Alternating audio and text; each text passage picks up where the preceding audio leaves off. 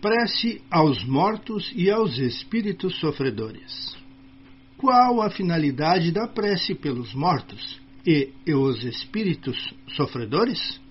Livro dos Espíritos, questão 664. É útil orar pelos mortos e pelos espíritos sofredores? Nesse caso, como nossas preces podem levar alívio e abreviar seus sofrimentos? Têm elas o poder de fazer abrandar a justiça de Deus? A prece não pode ter por efeito mudar os desígnios de Deus, mas a alma para quem se ora experimenta alívio, porque é um testemunho de interesse que se lhe dá, e porque o infeliz sempre encontra alívio quando almas caridosas se compadecem de suas dores. De outro lado, pela prece motiva-se ao arrependimento e ao desejo de fazer o que é preciso para ser feliz. É nesse sentido que se pode abreviar sua pena, se, por seu lado, ajudar com sua boa vontade. Esse desejo de melhorar, animado pela prece, atrai, junto do espírito sofredor, espíritos melhores que vêm esclarecê-lo, consolá-lo e lhe dar esperança. Jesus orava pelas ovelhas desgarradas e mostrava dessa maneira que seriam culpados de não fazer o mesmo por aqueles que têm a necessidade das nossas preces.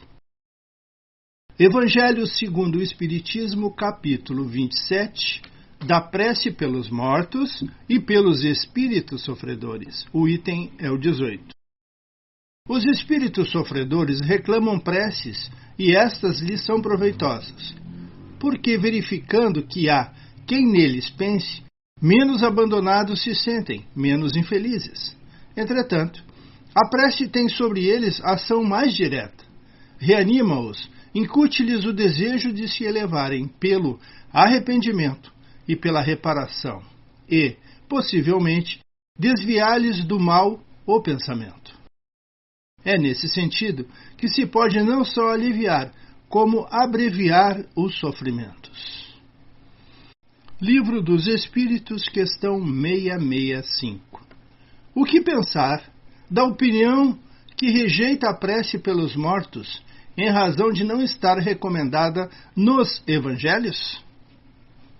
Cristo disse: amai-vos uns aos outros. Essa recomendação ensina que o homem deve empregar todos os meios possíveis para demonstrar afeição aos outros, sem entrar em detalhes sobre a maneira de atingir esse objetivo. Se for verdade que nada pode impedir o Criador de aplicar a justiça, da qual é sua própria imagem, a todas as ações do Espírito, não é menos verdadeiro que a prece que lhe dirija em favor daquele que nos inspira a afeição é um testemunho da lembrança que temos dele, e apenas pode contribuir para aliviar seus sofrimentos e consolá-lo. A partir do momento em que ele sinta o menor arrependimento, é então socorrido.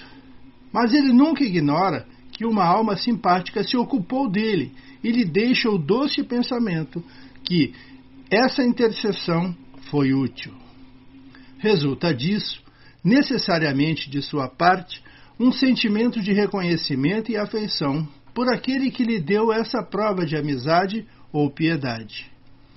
Dessa maneira, o amor que o Cristo recomendava aos homens apenas aproximou-os entre si.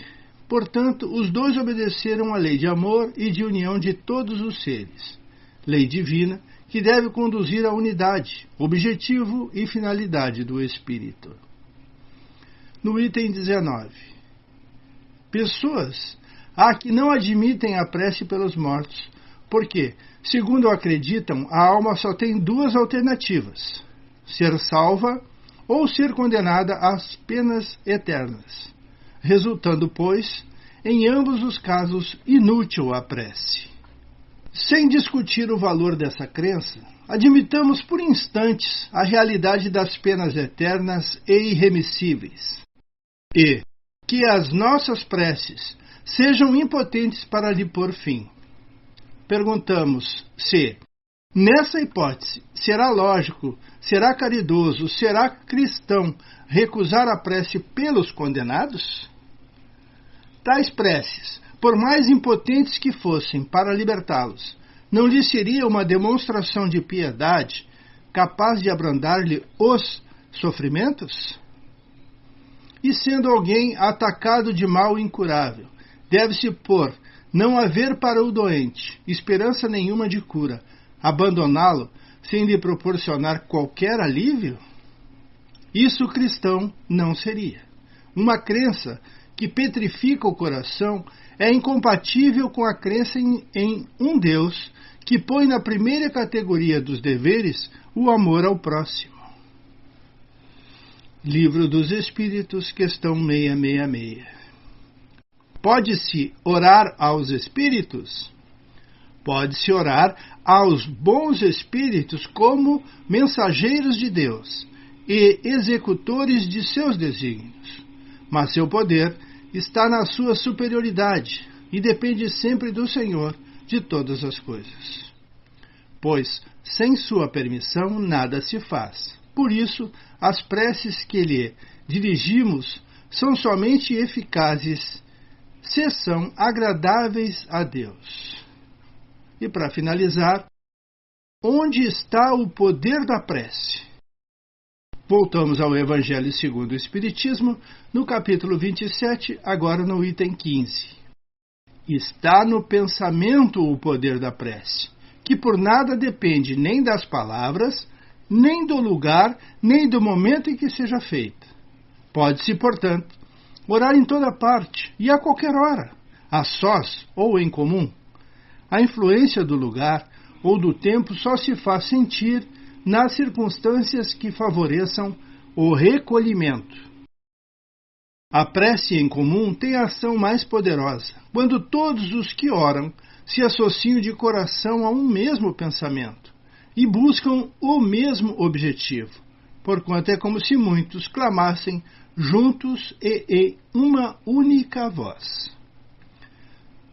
100 pessoas juntas podem orar como egoístas, enquanto 2 ou 3, ligadas por uma mesma aspiração, orarão quais verdadeiros irmãos em Deus, e mais força terá a prece que lhe dirijam do que a das 100 outras.